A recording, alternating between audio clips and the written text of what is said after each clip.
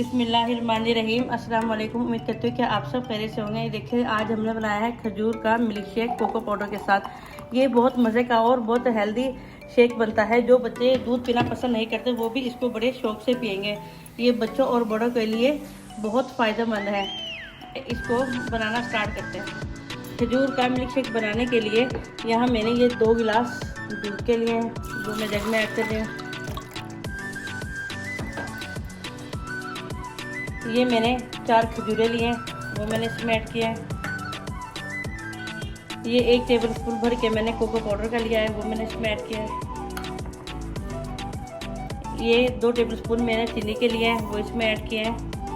चले मैं अब इसको ग्राइंड करके दिखाती हूँ। ये देखिए हमारा शेक बन के तैयार हो गया है। ये बहुत मज़े का बनता है और ये बहुत हेल्दी होता है। बच्चे और बड़े दोनों इसको पी सकते हैं और दोनों के लिए ही बहुत फ़ायदेमंद है। आप इसको एक दफ़ा ज़रूर बनाइएगा।